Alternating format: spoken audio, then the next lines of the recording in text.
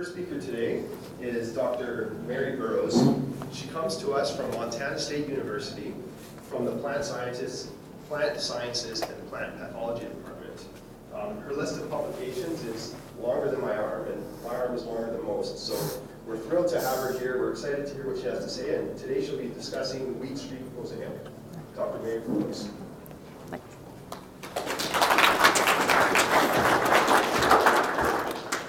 So I'm sure you use a large font as well.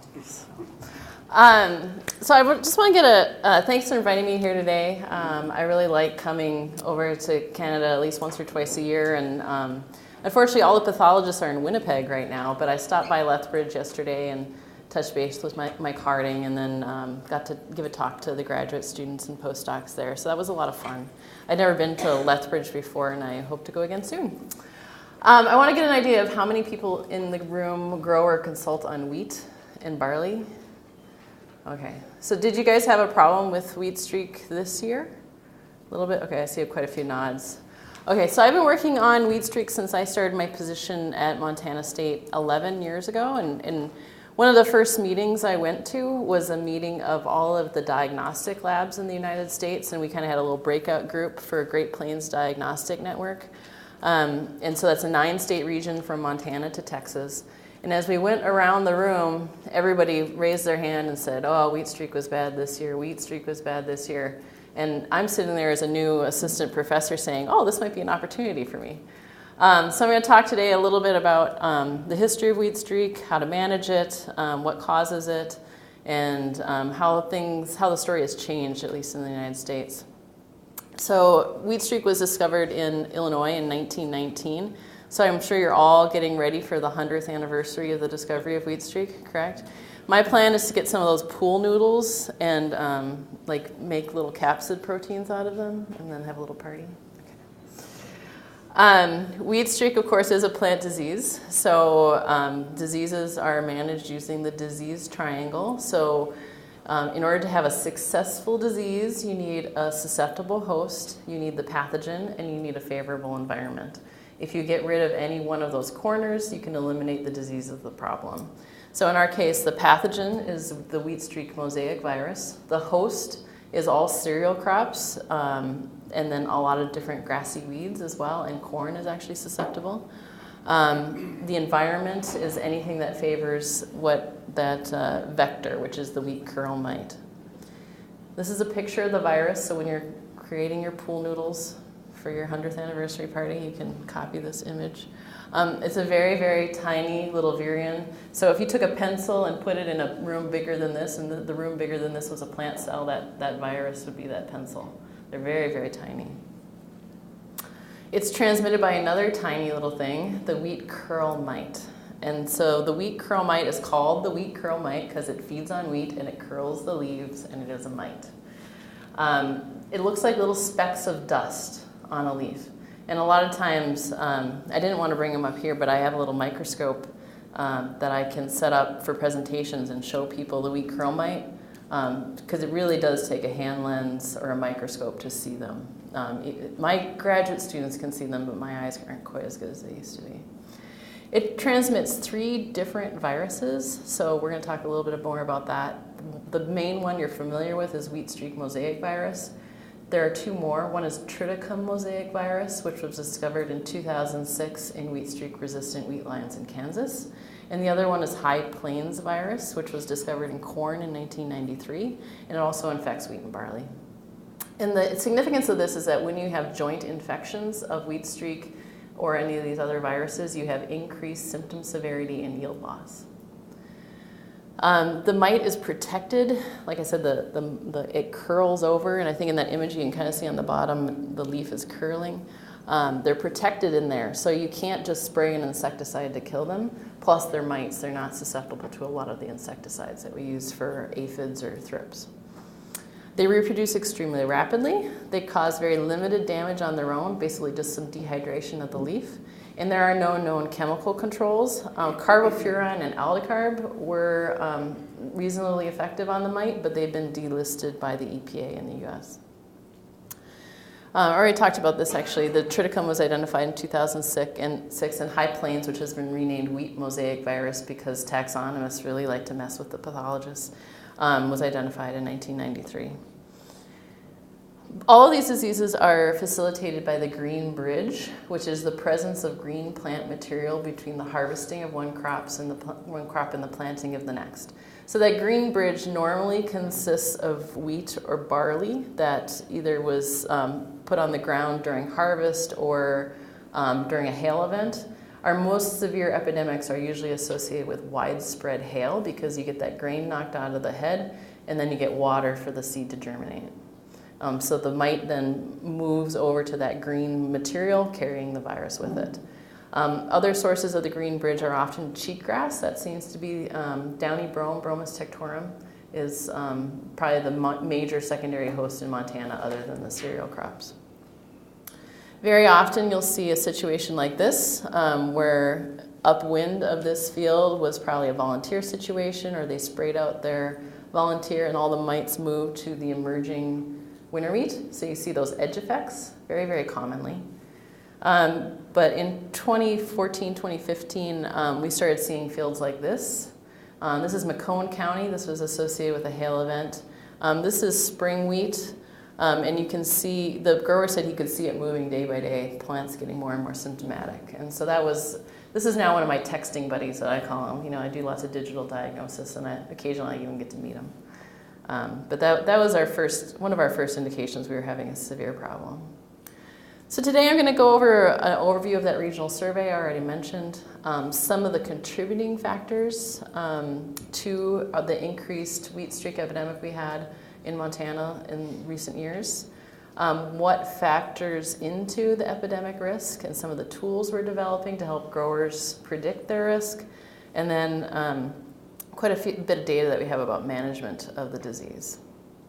So let's go back to that survey. As we were sitting around the table, all of us were talking about wheat streak mosaic virus. You know, why are we seeing these differences? Why are we seeing increased prevalence of wheat streak? And a lot of it probably has to do with susceptibility of varieties. There are changes in the pathogen population. We didn't know if there were changes in the vector composition, so there are different biotypes of mites. So the breeders and the pathologists have this kind of weird symbiotic relationship where the breeders will breed a variety that's resistant to the virus or the mite, but then the pathogen or the mite overcome that resistance. And so then we're constantly employed. You know, I just never have to worry about job security. And there also have been changes in our environment with global warming, changes in precipitation patterns that are very real to us. So this was a 9-state region from Montana to Texas, and you can see a symptomatic plant that was submitted there on the left, and then we would do an ELISA assay, an enzyme-linked immunosorbent assay. So every wheat or barley plant coming into the diagnostic labs in the 9 states that had symptoms of wheat streak, we then put it into an ELISA assay to test for 5 viruses. So we tested for wheat streak, triticum, High Plains virus, and then 2 of the barley yellow dwarf viruses.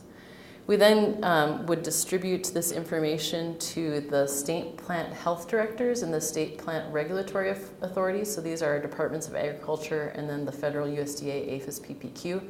This was the first example of us sharing information between states. Prior to that, state information was considered proprietary to that state. So this was the first agreement that we had that we would share this information among states. And now, today, I can access this data from any state that is participating in the Diagnostic Lab Network. So the other component of that was that we developed these heat maps. You can see that it's warmer than Texas at the time than it was in Montana from the colors.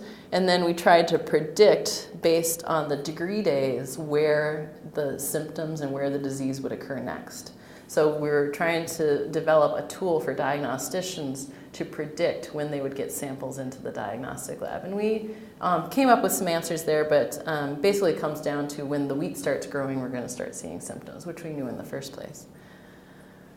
So at the outcome of that survey from 2008 to 2010, we found that wheat streak was the most predominant virus in the landscape. You can see we had anywhere from 700 to 1,000 samples every year.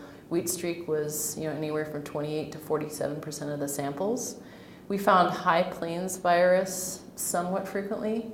We also found triticum mosaic virus in every single state that we surveyed. So although it was only identified in 2006 in Kansas, it was already all over the state. I don't know if you guys grow pulses, but I think the Aphanomyces root rot story is a similar example. They found it in 2013. The 2014 survey, it was everywhere. So we just didn't recognize it until we looked. And then we received very few samples of barley yellow dwarf, cereal yellow dwarf, because people can usually recognize these and they don't submit them to the diagnostic lab. This is an inherently biased sample set. It's only things that people have concerns with, people are unsure of. That's what we see. We don't see, it's not a systematic survey by any stretch of the imagination. So the story has kind of changed in Montana. You can see the 2008 to 2010 numbers here. Wheat streak was the most predominant. We had a little bit of wheat mosaic virus and a tiny bit of triticum. And very infrequently did we have any of the co-infections of either 2 or 3 viruses. And so I had a student just PCR some of the samples we've collected during 2015 and 2016, and I think the story has really changed. Again, it's not a systematic survey. It's just kind of a little bit of a touch, but she did 16 samples in 2015 and 37 in 2016. Wheat streak infected 94 to 100% of those samples. Wheat mosaic virus was in almost 50%. Triticum was also in almost 100% of those samples. So having joint infections of wheat streak and triticum are much more common.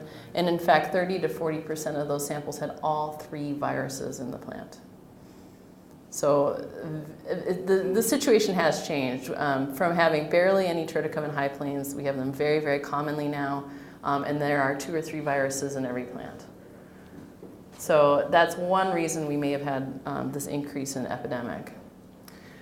So 2015, 2016 were really severe years for wheat streak in Montana, and I'm happy that we can share that with you, because I am a pathologist. You're supposed to laugh. We get stuff from you too, don't worry. But we had widespread hail in July of 2015 that was visible from space, and I'll show you that in just a moment. We had timely rains, so we had up to 400% of normal moisture in the fall, 2 years in a row. We also had very extended falls where it did not freeze. It was really nice for camping and hunting, but it really kept the mite going. We had a lack of inputs. Well, why would people not be investing in their wheat crop the last few years? Because wheat's worth nothing. So they're not going to spray a field 3 times with Roundup if they're not going to get a crop off of it. The guys that did have bad volunteer problems from the hail, a lot of them had cow-calf operations. So they saw that as a grazing opportunity. And that also perpetuated the problem. We have had earlier planting dates for high yield potential. And then, again, those long extended falls. So I hope you guys aren't familiar with this level of hail, but we had very severe hail in Montana in July 4th weekend, 2015. Before the hailstorm is the picture on the left, and on the right, this is from the National Weather Service Facebook page. You can see where the hail decimated the crops across 3 counties. You can see those blue lines kind of trace that. So very, very widespread hail. And then we had 200 to 400% of normal moisture in that hail-affected area.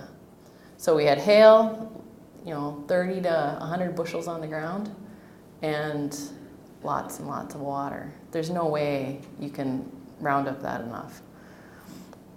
So in the fall of 2015, I had some of the research stations planting wheat for me every fall to kind of help predict wheat streak risk.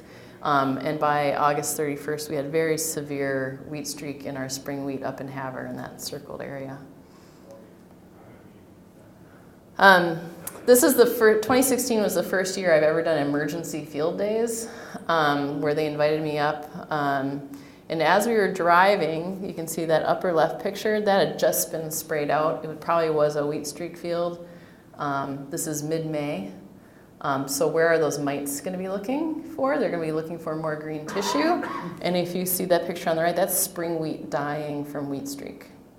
So people are spraying out these crops and the mites are moving. Some guys were actually happy with me because I recommended they terminate their winter wheat, and then they got another payment on their spring wheat that they planted right after that. So that can come in handy sometimes. But this grower here on the bottom left had replaced his winter wheat, I think he said 3 times, and there were still volunteer plants in that field. So he was trying to do a good job, but his neighbor thought it was a grazing opportunity. Planting and emergence of winter wheat has been well ahead of average, the 5-year average, for many years. 2015 planted is the planting date is that dark green line, whereas the 5-year average is a lighter green line, and emerged is again well ahead. That dark green line is well ahead of the light green or light blue line, the 5-year average. So much earlier planting, much earlier emergence than normal. Why do we plant winter wheat so early? Because honestly, in the absence of disease, you get better yield. So this is from a study in Bozeman, which is in south central Montana. It's near the university, where the early planting date is September 1, the mid planting date is September 15th, and the late planting date is October 1st. And if you just take that last bar, that's our variety Yellowstone, which is an adapted variety to Montana. And you can see we went from 80 bushels yield potential on that first planting date down to probably 55, 60 bushels. So you're basically losing a bushel a day every day you wait to plant winter wheat. So that's why people plant early. The other risk we have is an increase in grassy weeds. We have a lot of herbicide-resistant weeds, including wild oat and cheatgrass. Cheatgrass has been a problem for years and years. It's a great alternate host for wheat streak. And this is in a mock guide from Montana State University. If you just Google cereal virus mock guide or extension, you'll find this table. So you don't have to look at it very closely, but a lot of these grassy weeds can be hosts of the virus and the mite. Most of our perennial and native grasses are not very good hosts. It's more of these invasive annuals. Cheatgrass acts like winter wheat. It's a winter annual, so it'll germinate in the fall. It'll actually germinate throughout the year, but a lot of ours will germinate in the fall and then set seed the following year, just like winter wheat. So it's a very big problem in winter wheat. So our wheat streak epidemic potential for 2017 was extremely high. We had warmer than normal temperatures. We had above average precipitation up to 400% of normal. Again, we had those, and then here's our planting dates again, where our emerged was well ahead of our 5-year average. So what happens when a plant pathologist gets another grant and moves a major research project into the epicenter of the plant virus epidemic? It goes away. Yes, you can thank me. So this is the U.S. Drought Monitor from August this year. We moved lots of really nice studies, and then the disease disappeared. And I heard from Mike that this similar situation had happened here. They were really anticipating a big wheat streak year, and it was just too dry. And as we were doing those field days, it's like, Hardyharhar, what will cure this drought, right? And yeah, it does. So from the Diagnostic Lab, a routine number of samples for me in any normal year would be 10 to 15 samples. 2014, we saw kind of a little shot across the bow. We had 42 samples. 2015, we had 120. 2016, we had a record of 376 samples. A lot of these are so the guys could get their insurance payment. They need a third-party verification of the disease. And then in 2017, we had 53 samples, mostly people that were worried but didn't think it was really wheat streak. So. And to give you a visual of across the United States of how severe wheat streak was, here's 2015. You can see in Montana, we had quite a bit. Down even in Texas, they had a bit. 2016, Montana and North Dakota had a pretty severe problem. I think Nebraska just doesn't get their data into the system very well, but they have a survey, and they had a pretty severe wheat streak problem in 2016. And actually, the Nebraska, Oklahoma, Colorado had very severe wheat streak this year as well, whereas with Montana and North Dakota, it dried up quite a bit. There's still quite a bit out there, but the spread is very, very reduced because the mite can't survive those dry temperatures or dry conditions. And again, here's a close-up of Montana, 2016, and then 2017.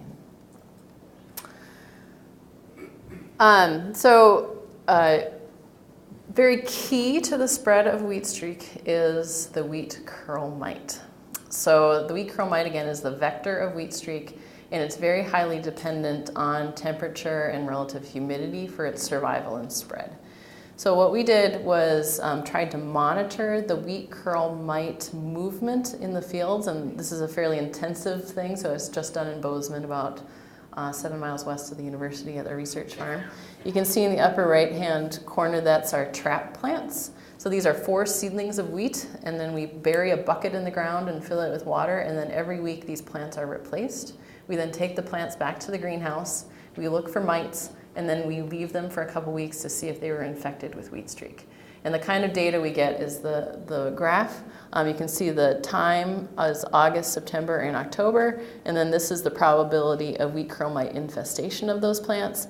2013 was the year of no tomatoes in Bozeman because we had a very early frost followed by very cold weather, so a kind of an average year. And you can see that at that September 26th frost, and then the mites really stopped moving. So all these mites are coming off of the harvested grain, and they're looking for anything green to land on. 2014 and 2015, and I think 2016 would have looked very similar. They just kept flying and flying and flying. Well, not flying, but they kept moving. They don't have wings. But you can see the probability of a plant getting infected by wheat curl or infested by wheat curl mites was 80 to 100% when we have those long extended falls and we have an inoculum source, which is the harvested grain. Any questions so far on that? So I'm going to go into management now, all of our management tools. Variety selection is obviously key. Nitrogen management can be very important. Water management. Acaricides, which there are none. I'll give you the scoop right now. How to terminate a crop properly, and then encouraging beneficials. So in order to do variety tests, we have this rig here. This is you can see my graduate student, Uda, she's holding basically wheatgrass juice with wheat streak. It's a 1 to 10 dilution with a little ground glass in it to make little pinholes in the leaves. That's a paint sprayer you can get at Home Depot or Lowe's, and you spray it at 80 psi. And we have that fancy rig just so we don't have to bend over so much. One year we did 3 miles of row with this sprayer. And you can see this is the spring wheat in 2017. Can you tell which row was infected by wheat streak? They're very, very susceptible. So we did these experiments in 2008 to 2011, and this is from the extension publication. But winter wheat loses about 15% of the yield if you inoculate it at tillering. So we, 3 to 5 leaf stage, we sprayed them. We get about 60% of those plants infected using that method, and we got about 15% yield loss. So the yield loss on winter wheat is not that severe. I mean, the later it infects, the less yield you'll lose. So if it gets infected after flag, you'll have very, very minimal yield loss. The timing of infection was important. We had pretty typical winters.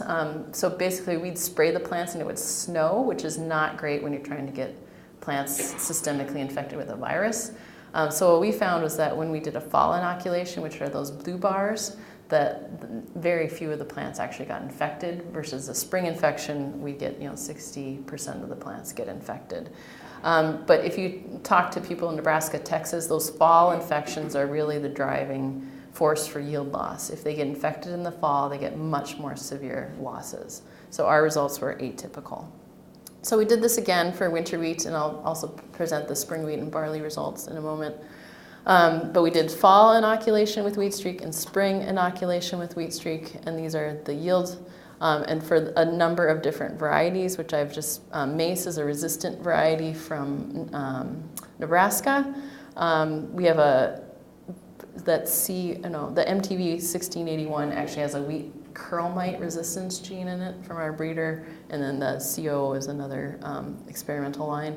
But on average, when we did that fall infection, we'd get about 5 bushels of yield loss or 8% loss on overall. When we did the spring infection, we'd get about 13 bushel loss or 20%. So that's pretty much what we expected. From the previous studies, we'd predicted about 15% loss from that spring infection, and we got 20 this year, but it'll even out over time. Spring wheat is extremely susceptible. In fact, in the extension publication, I had to invent a new category called extremely high yield loss for spring wheat. I had a Japanese student at the time, and some of the plots he would just harvest with scissors because there weren't many heads. So 55% loss, up to 85% in some varieties. And then we've done this work again. We started again in 2017. Again, there's the bushels, the varieties. The change in yield was about 25 bushels. Not that that's very meaningful, but 57.6% loss on spring wheat. So our spring wheat breeder has not been selecting for wheat streak resistance. But if you remember that yellow field picture that I showed from Macomb County, that was spring wheat. It's extremely susceptible. In that spring wheat variety trial, we also did 2 barley lines, but we weren't super happy with how they were done, and the fact that we had so little representation from barley, so I was hesitant to make any broad conclusions. So this year we did malt, feed grain, and forage varieties for barley, and surprisingly these are not very symptomatic. When you look at them, you wouldn't be able to tell they had wheat streak. They do have some stunting, but they don't have that flaring yellow color. But they do have some pretty severe yield loss. The change in yield, 13 bushel, and then about 20% loss in grain yield on average. The forage quality was another story. In fact, 2 of the varieties actually increased their forage amount with wheat streak infection. So we can call it vitamin W, right? So if you want more forage yield, you infect your barley with wheat streak. But that was 1 year of data, so we'll be doing that again I'm hoping another 2 years to get a good, robust data set. The other thing we're investigating with this is whether wheat streak mosaic virus will actually increase the nitrate content of the barley. And we had a bit of a mistake at harvest where those samples were tossed, so we're going to be doing that work in the greenhouse, which I guess is a better way of doing it anyway, so it was a blessing in disguise. So we've just started those, and we'll complete those studies this winter. But since a lot of people do want to graze the fields if they have wheat streak to try and terminate it, that could be an important aspect of wheat streak. Okay, so now I'm going to talk about other, yeah, do you have a question? Have you done anything, seen anything with Durum? I don't think we put any Durum. I would consider Durum susceptible to everything. Yeah. That's a good point. I should probably put a couple Durum varieties in that spring wheat trial. I don't think our breeder does. We did test kamut, which is an ancient grain, and that's very susceptible as well.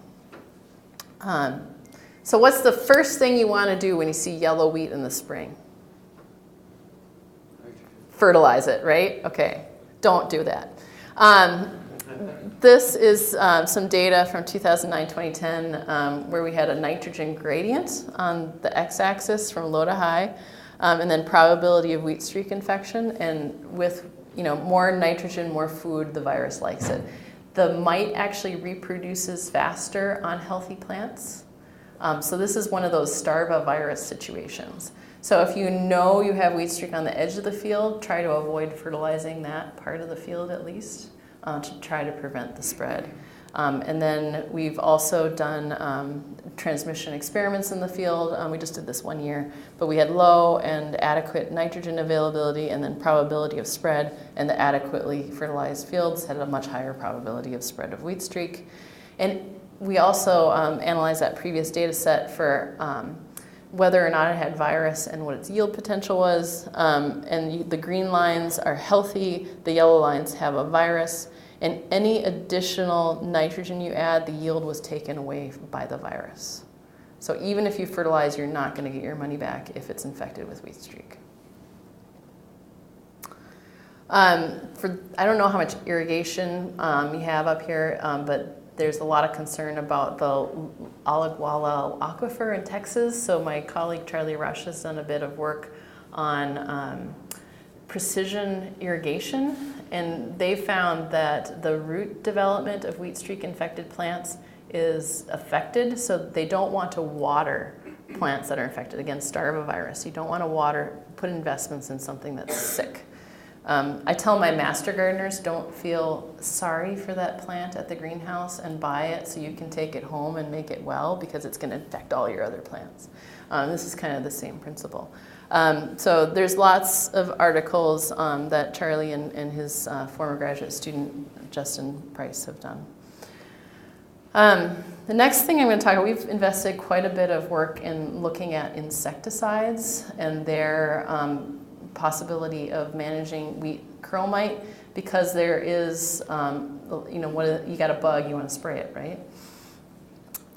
So there are no insecticides. Carbofuran was delisted by the EPA. That actually had some efficacy. Lorsban, I'll show you some data. It has some efficacy in the greenhouse, but we could not get that efficacy to work in the field. Gaucho is often put forward. It's not labeled no efficacy and actually may increase curl mites. A lot of the imidacloprid products increase eriophyid mites and spider mites. They're not quite sure what the mechanism is, but it's been proven in greenhouse, like in poinsettias, as well as in field grains. Cruiser, not labeled, no efficacy. And then there is a foliar oberon that was registered for wheat streak. And again, this is one where we did it 1 year and we saw the increased mite numbers, so we just stopped looking at it. But my graduate student, Carmen Murphy, got her master's looking at acaricides. So she sprayed them in a spray booth, infested them with curl mites, and then counted the number of mites. She's now doing a PhD with me, and she refused to work on mites. So she spent a lot of time on the microscope counting mites, and the data I'm going to present is the population growth rate, so how fast the population increases over time.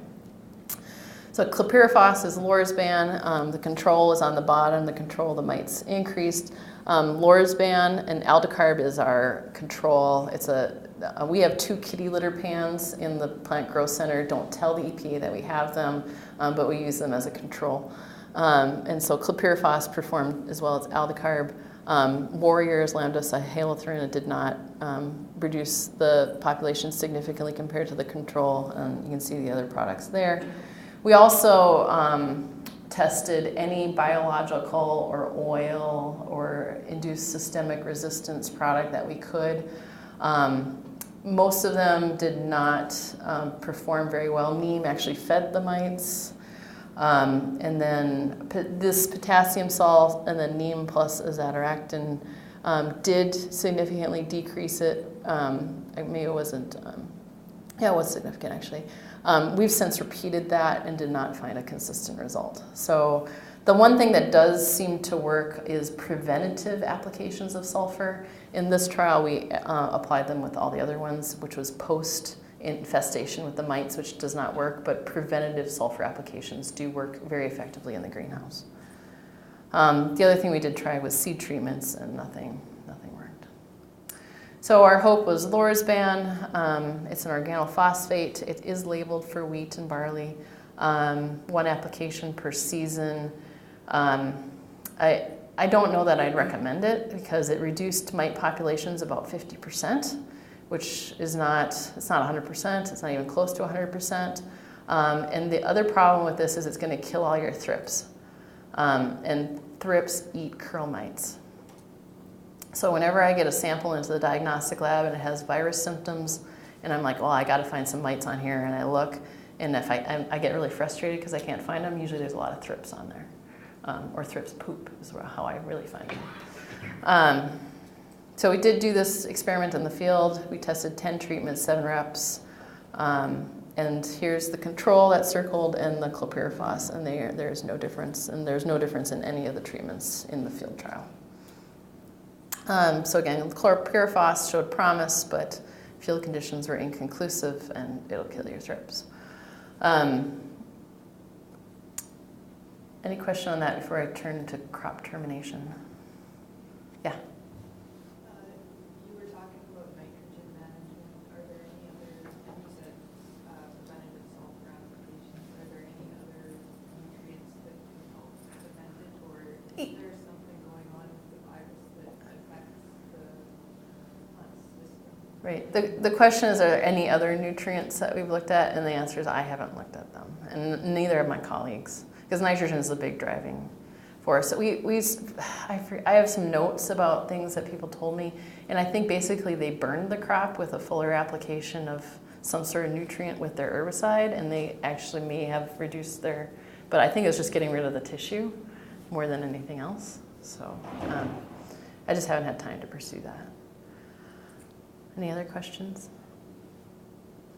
Okay, so the saddest thing you can do is talk to a farmer and tell him not only does he need to get rid of his crop, but he has to do it well so he doesn't harm his neighbor. So the things I'm asked are, how long do the mites survive without a host? And so we're going to go through each one of those. So mites survive about 1 week on glyphosate treated plots. So when you spray Roundup on a plant that's infected with wheat streak and it has mites, those mites have a week to move to the top of the plant, get caught by the wind, and move downwind to your neighbor.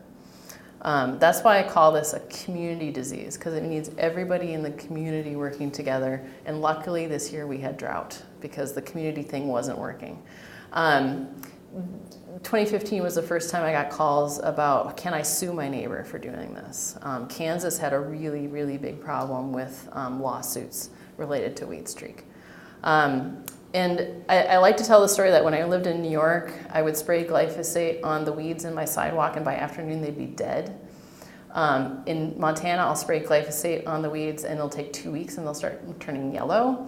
So take with a caveat that this data was in Kansas. So weeds die faster when they are growing, and in Kansas has more moisture. Glyphosate, they would stay on the mites, the y-axis, the number of curl mites, days after treatment. Glyphosate, after about 10 days, they'd be gone. Paraquat kills the plants faster, but it is not a systemic product. So you have to mix it with glyphosate to actually kill the plants, but it will get rid of the mites faster. Mites like it when it's humid and when it's warm or cool, not hot.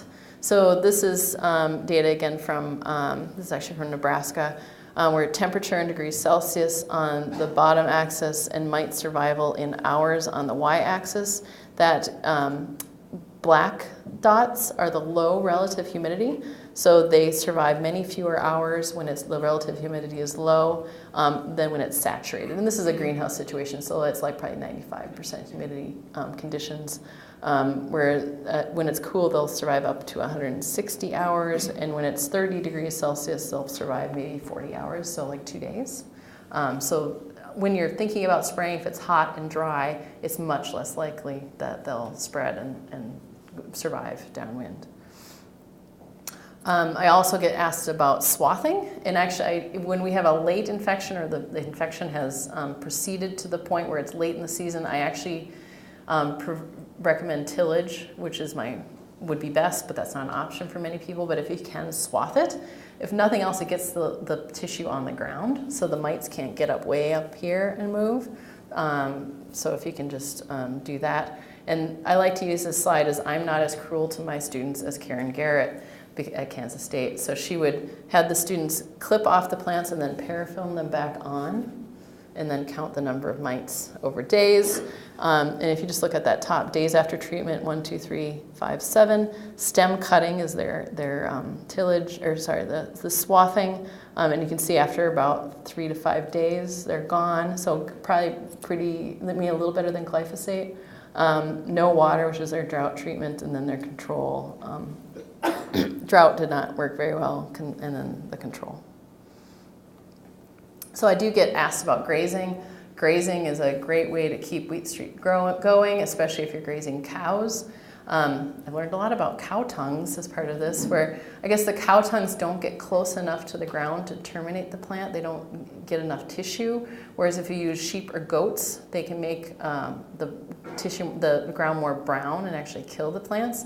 But you have to have a fairly concentrated number of animals to do that, and I don't know that you can do it rapidly enough to really be effective. So there is one study that was poorly designed out of Australia, if you want to read about it, and that they use sheep. So at high populations of mites, they're more likely to move. So when the mites get to a certain population, they move to the top of the plant, and they actually form these chains in the greenhouse. We can get these little ladders of mites. So they're trying to catch the wind to move to the next plant.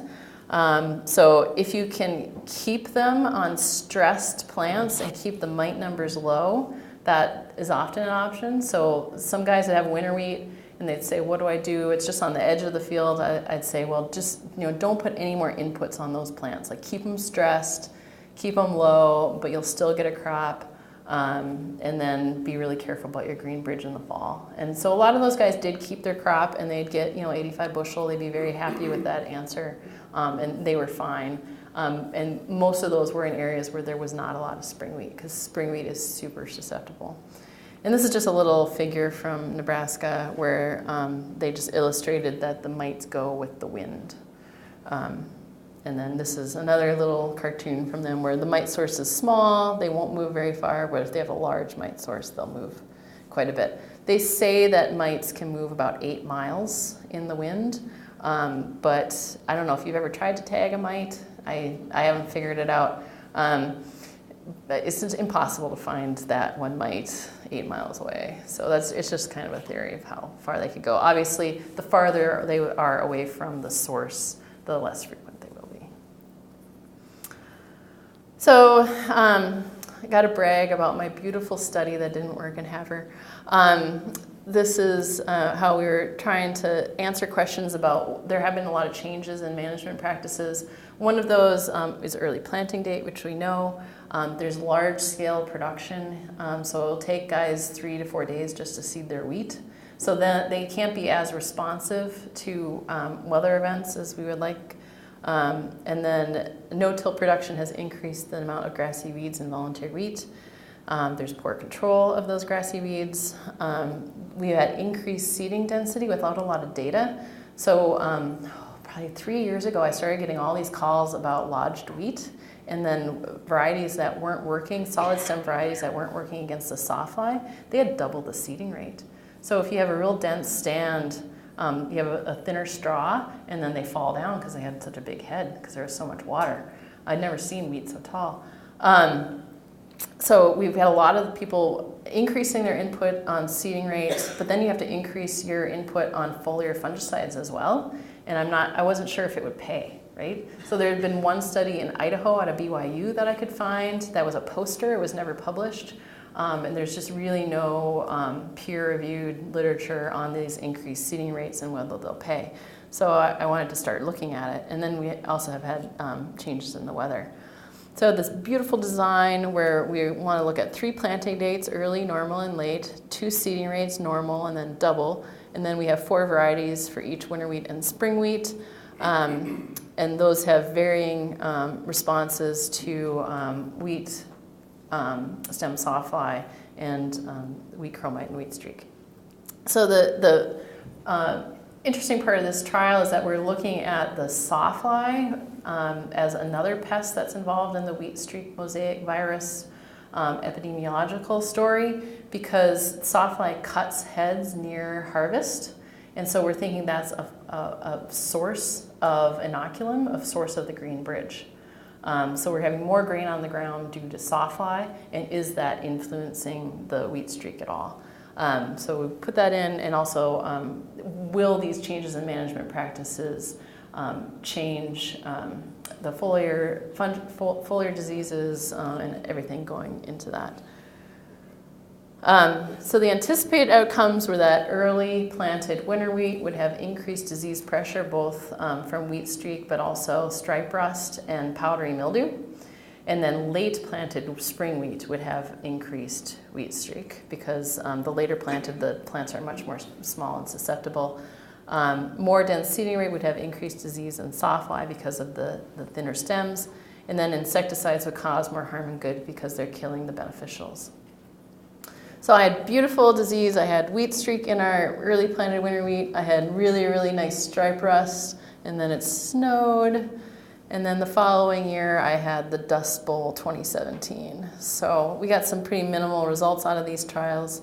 The spring wheat, so if you look at that, this is the average number of infected plants out of 25. The early planting date, the normal planting date is on the right, and then the late planting date for spring wheat is in the middle.